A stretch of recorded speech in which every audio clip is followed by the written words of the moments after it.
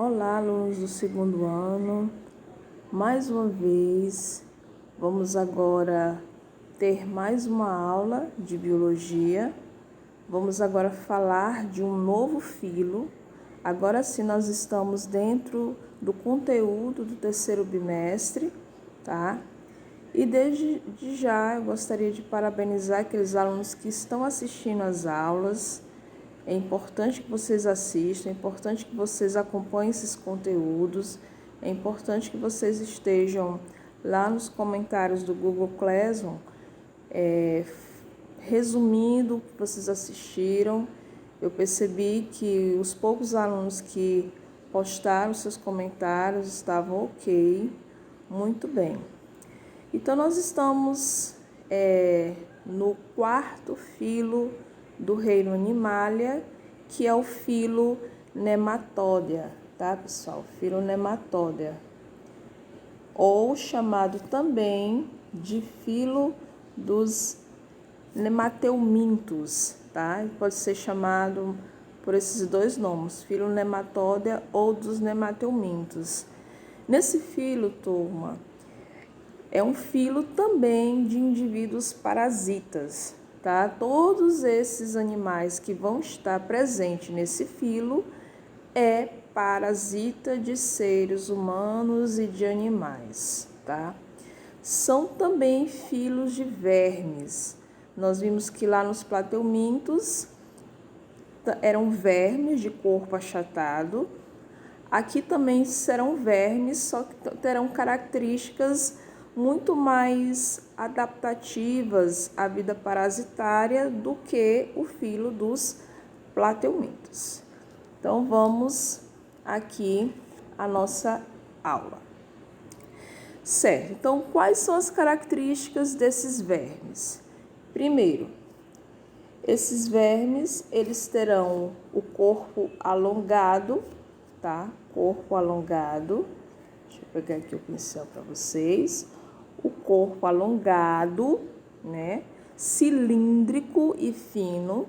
Então, o corpo desses animais, diferente lá dos plateumintos, os plateumintos tinham um corpo em forma de uma fita. Aqui, os nematódios, eles vão ter um corpo mais longo e cilíndrico, mais redondo. E as extremidades do corpo desses animais são finas. Então, vocês estão vendo aqui um exemplo da Ascaris lumbricoides, que é um indivíduo que faz parte desse filo, que é a famosa lombriga. Veja, o corpo, né, ele é bem alongado, pode chegar a ser bem longo, e as extremidades são bem finas, tá? Então, a característica do corpo desses animais. Vamos adiante. As características gerais. Como eu já falei, pessoal, a maioria desses animais, eles têm vida livre ou parasita, tá? Mas, na verdade, a maioria são parasitas. Parasitas de seres humanos ou animais. Eles são triploblásticos ou triblásticos. O que são animais triploblásticos ou diblásticos? Animais que vão possuir 3 folhetos embrionários. Tá? Esses folhetos embrionários são tecidos do embrião do animal, que vai possibilitar que esse animal tenha uma maior quantidade de estruturas, uma maior quantidade de órgãos, né? Então, esses triploblásticos faz com que eles sejam evolutivamente mais cheios de estruturas. Eles são pseudocelomados, né? Essa palavra pseudocelomado significa que esses animais, eles possuem um falso celoma, tá? O celoma é uma cavidade que se forma também lá no embrião. Só que esses animais, eles têm esse celoma falso, por quê? Porque esse celoma, para ser verdadeiro, ele tem que ter um revestimento por um tecido mesodérmico. No caso dos nematódios, esse celoma, essa cavidade, eles não é revestido por esse tecido. Então, por isso que, embora eles tenham um celoma, esse celoma não é revestido por esse tecido mesodérmico. Então, por isso que a gente chama de falso celoma. E eles têm uma simetria bilateral, ou seja, o corpo deles pode ser dividido em partes iguais, tá? Em partes iguais. Vamos continuar aqui. E o funcionamento do corpo desses animais? Primeiro, o sistema digestório deles é completo, tá? O sistema digestório completo. O que é um sistema digestório completo? Eles possuem boca e possuem ânus. A gente viu que nos animais dos plateumintos, alguns deles, eles só tinham boca, né? Eles só tinham boca, eles não tinham ânus. Então, o sistema digestivo deles era incompleto. Aqui não, aqui nós notamos já uma evolução, porque ele já tem um sistema digestivo completo, já tem a boca e o ânus. O sistema nervoso deles é centralizado, tá? O sistema excretor, ele é realizado através de canais excretores. Esses canais excretores, eles têm uma formação, esses tubos, eles têm uma formação, parece com uma forma de um H.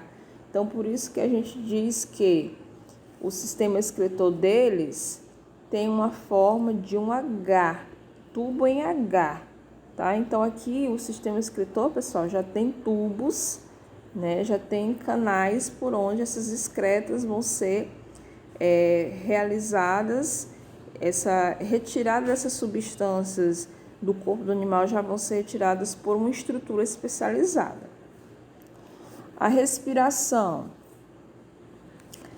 e circulação é por difusão, né? Eles não têm um sistema respiratório, eles não têm um sistema circulatório próprio. As trocas gasosas e as nutritivas realizadas por difusão, que vai acontecer de célula a célula. E a reprodução desses animais? A maioria deles são dioicos. O que são animais dioicos? São animais que têm os sexos separados, ou seja, vai ter o macho e vai ter a fêmea separadamente. Lá nos plateumintos a gente viu que a tênia, por exemplo, eles eram hermafroditas. Elas eram hermafroditas, ou seja, um indivíduo com os dois sexos. Aqui não, aqui todos eles vão ser sexos separados, vai ter o macho e vai ter a fêmea. E vai ter o dimorfismo sexual, ou seja, o macho é diferente da fêmea. O que é dimorfismo sexual? Dimorfismo sexual é quando a gente nota uma diferença entre macho e fêmea. Essa diferença pode ser no corpo, no tamanho do animal. Então, o dimorfismo sexual é isso, é uma diferença visível do macho para a fêmea. A reprodução deles é sexuada, né? Vai ser através de uma cópula, vai ser através de troca de gametas, óvulo, espermatozoide. A fecundação é interna, ou seja, o macho ele vai liberar os espermatozoides dentro do corpo da fêmea, e o desenvolvimento é indireto, né? O desenvolvimento direto é porque vai ter a larva, vai ter ovos, né? Que essa larva vai se desenvolver até formar a forma adulta. Todo desenvolvimento direto, pessoal, vai passar por um estágio larval. Já o desenvolvimento direto não tem fase larval, tá? Essa é a diferença. Então, para vocês analisando aqui, nós temos a fêmea. A fêmea ela é bem maior, bem mais alongada, delgada. E o macho ele é menor, né? E ele vai ter essa curvatura aqui, né, em uma das extremidades do corpo deles, justamente que é um gancho que eles faz para segurar a fêmea no momento da cópula, tá? Esse gancho é justamente para visgar a fêmea e ele realizar a cópula. Então, aí nós estamos vendo o dimorfismo sexual, a diferença do macho com a fêmea. Aí nós vamos conhecer alguns indivíduos que vão fazer parte desse grupo de vermes e as doenças, né? Algumas doenças são causadas por esses vermes. Então, a primeira doença é a ascaridíase, tá? A ascaridíase é uma doença, tá? Causado pelo verme, o agente etiológico. Lembrando, o que é o agente etiológico? O agente etiológico é o verme, é um indivíduo que causa doença. Quem é que vai causar ascaridíase? A famosa lombriga, ou conhecida cientificamente pelo nome Ascaris lumbricoides, tá? Ascaris lumbricoides é o nome científico da lombriga. Passamos aqui adiante. Pessoal, quais são os sintomas dessa doença? Tá? Essa doença, ela tem como sintomas cólicas intestinais, né? Porque esses vermes, eles vão se alojar no intestino humano. Então, vai ter cólicas intestinais, vai ter náuseas, manchas brancas na pele, bronquite. Por que bronquite? Porque esses vermes, se eles tiverem uma grande proliferação, eles podem sair do intestino e se alojar em outras estruturas do corpo, inclusive nos brônquios, que fica na região do nosso pulmão. Então, pode ter bronquite devido à presença desses vermes nesses brônquios, que são estruturas que ficam dentro do pulmão. Pode ter pneumonia, tá? Então, se houver uma grande proliferação desses vermes, porque esses vermes eles podem ter em grandes números, se a pessoa não tiver um tratamento, então ela pode se alojar em outros órgãos do corpo humano. Então, vamos passar, porque essa foto ela não é muito agradável para quem não gosta de vermes. Quem é que gosta, né? Aqui o ciclo dessa doença. Primeiro, a pessoa adquire esses vermes, pessoal, é tudo por conta, muitas vezes, da falta de higiene, falta de saneamento básico, né? Na casa não tem uma estrutura sanitária, então essas pessoas são mais suscetíveis a essas doenças. Inclusive, crianças são mais suscetíveis a essas doenças justamente porque elas não têm esses cuidados, muitas vezes, sanitários. Então, se dá devido à ingestão de ovos presentes na água e nos alimentos. Então, os ovos das ascaris podem estar presentes nos alimentos contaminados, frutas, verduras, legumes, por isso que é importante lavar e higienizar bem esses alimentos, e na água. Então, a pessoa ingere os ovos, então esses ovos, eles na traqueia são deglutidos e retornam para o intestino. A larva perfura o intestino e percorre vários órgãos, fígado, coração e pulmão. Então, os ovos, primeiramente, ele vai atingir o intestino. Quando ele chega lá no intestino, esses ovos vão se eclodir e liberar a larva. E essa larva vai se desenvolver em um verme adulto, tá? Esse verme adulto, pessoal, ele pode ficar circulando, ele pode, inclusive, voltar para a traqueia, né? Aí a pessoa sente um incômodo aqui, às vezes a tosse pode ser por conta de vermes, né? Porque esses vermes ficam aqui causando essa perturbação na traqueia e a pessoa faz a deglutição, esse verme pode retornar para o intestino e ele pode circular por vários órgãos, pulmão, fígado, coração. Ele pode ficar circulando por esses órgãos. E esses vermes lá no intestino, né? Vai ter o macho, vai ter a fêmea lá no intestino. Eles vão se acasalarem e a fêmea vão liberar milhões de ovos e esse indivíduo ele vai estar eliminando nas suas fezes os ovos. Né? Muitas vezes esses indivíduos, como eu já falei, não têm uma instalação sanitária adequada em casa, às vezes vão defecar no solo, próximo da água, aí essa água finda ficando contaminada e acontece atingindo novos indivíduos e novas pessoas, tá? Então o intestino ele pode ficar totalmente impregnado desses vermes se não tiver um tratamento, se não tiver remédios para que haja a morte desses indivíduos. Aí a profilaxia, para o que é profilaxia, gente? São os métodos que eu posso utilizar para evitar a doença. Toda vez que vocês ouvirem essa palavra profilaxia, lembrem que são os métodos para evitar a doença. Então, primeiro, tratamento dos doentes, né? O saneamento básico, higiene de pessoas, lavar bem os alimentos, ferver a água. Então, vocês notam que tudo são métodos de higiene que nós temos que ter para evitar o contágio desses vermes. Aí nós temos um outro indivíduo que faz parte desse grupo, que é o ancilóstoma, tá, gente? O ancilóstoma.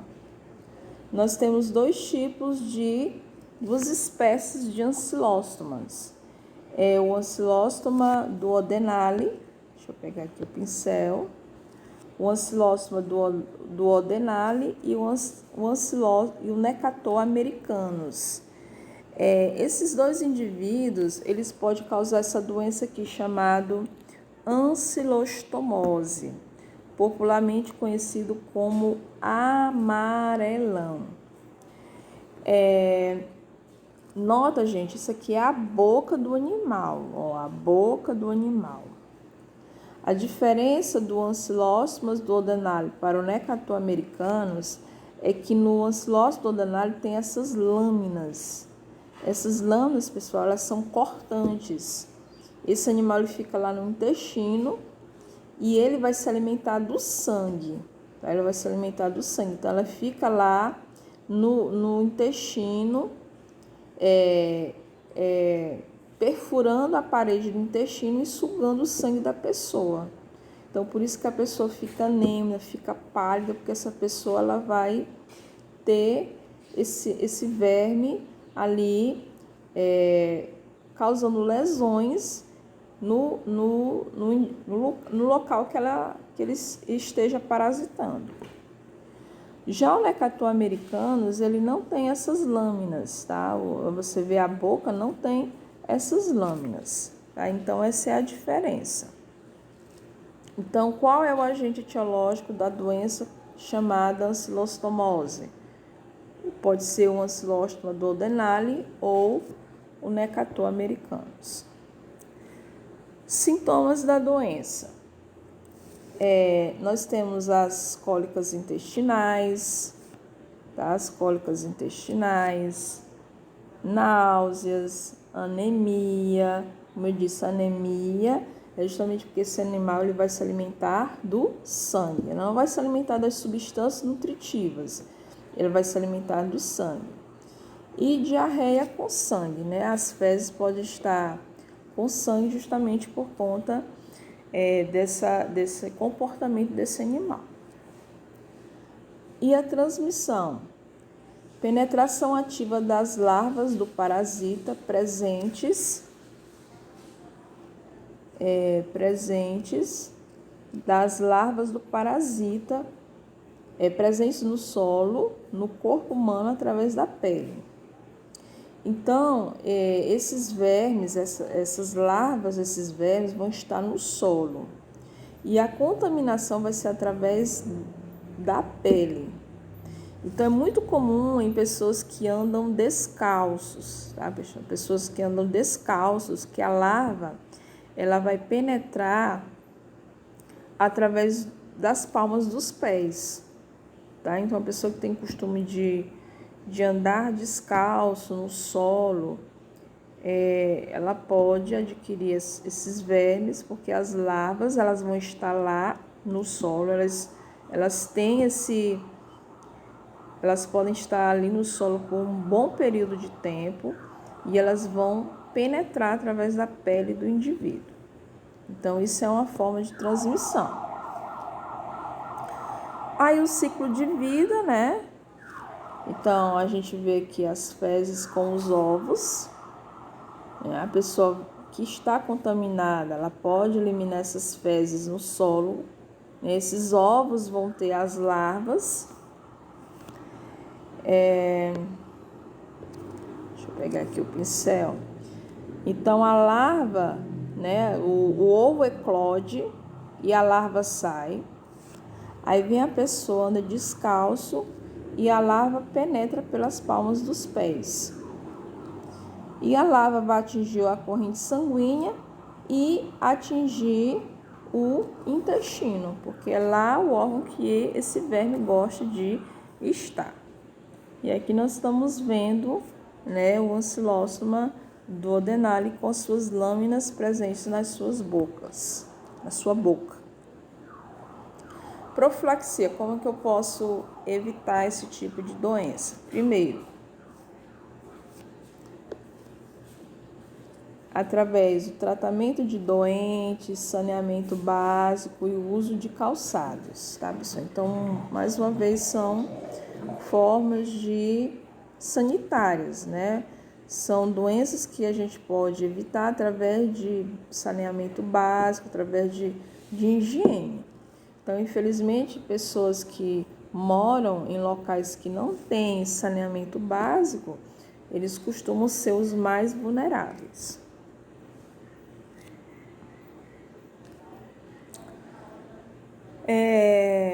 Uma outra doença também causada por indivíduos que fazem parte desse grupo é a filariose. Tá, gente? A filariose. Filariose é conhecido como elefantíase. Ó, quem é que causa essa doença? Esse verme aqui, ó, é a Runcheria bancroft ou filária.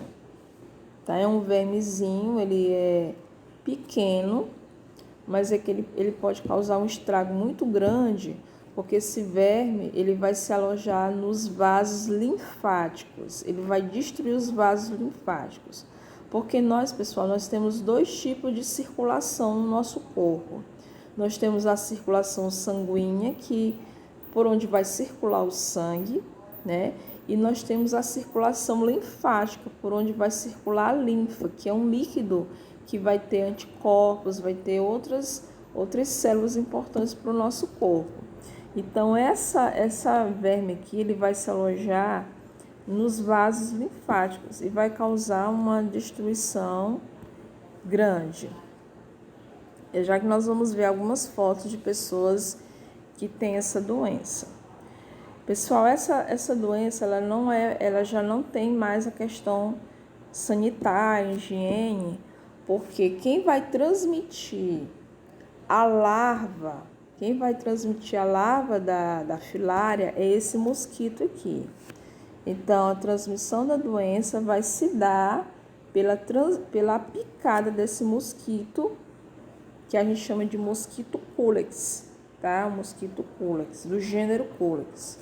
Esse mosquitinho, né, ele vai se alimentar do sangue. No momento que ele pica a pessoa, ele libera, né, a larva da filária, e essa larva da filária, ela vai ficar nos vasos sanguíneos e fazer uma destruição dos vasos sanguíneos. Ou vasos sanguíneos não, pessoal, desculpem, dos vasos linfáticos, tá?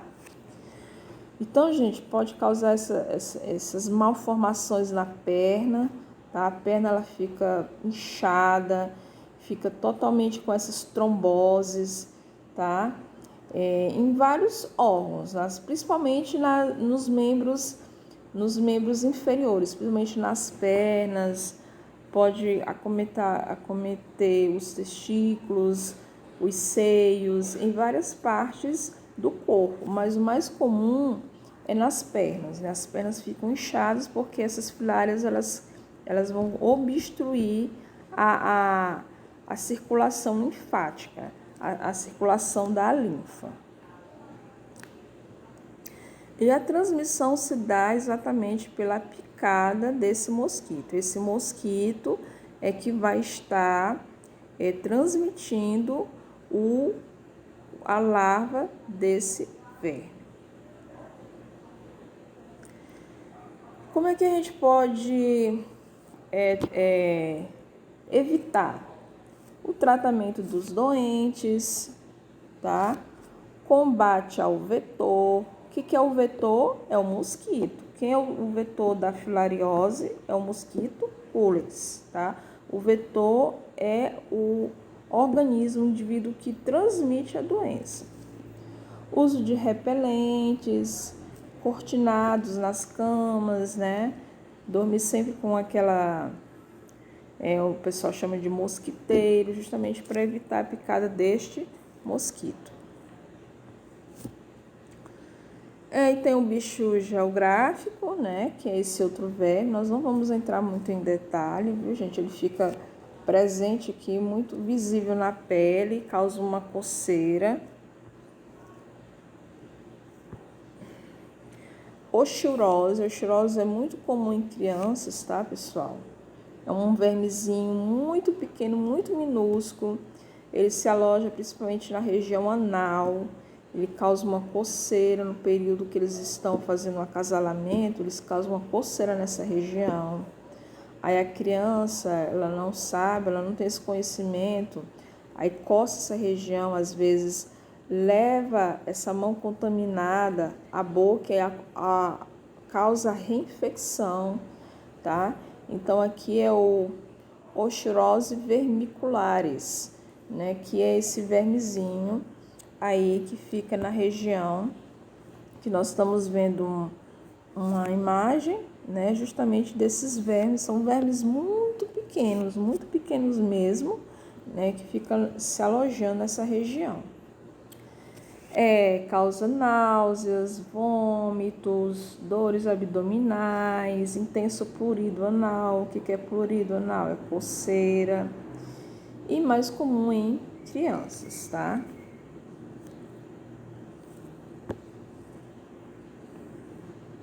E a transmissão? A transmissão se dá pela ingestão de ovos, né? Ingestão de ovos que podem ser direta, né, através das mãos, da região anal para a boca, ou indireta, pela ingestão de alimentos contaminados. Então, leva a mão contaminada da região anal para a boca, ou então através dos alimentos. E a profilaxia é tratamento dos doentes, higiene pessoal, lavar os alimentos e também uma doença relacionada a questões higiênicas, tá? Ok, pessoal, então, um pequeno resumo, uma pequena explicação, demonstração desse filo, tá? É um quarto filo do reino Animalia. Nós temos 9 filos, então ainda faltam 5 filos para nós estudarmos do filo do reino Animalia, tá? Então, espero que vocês tenham compreendido. Deixe os seus comentários lá no Google Classroom. Tá? E esses comentários vão valer pontos. Então, quem está precisando de uma nota melhor no terceiro período, quem está precisando de algo melhor, então, assistam o vídeo, teça seus comentários, porque eu vou estar pegando e atribuindo esses pontos, tá? Ok, e até a próxima.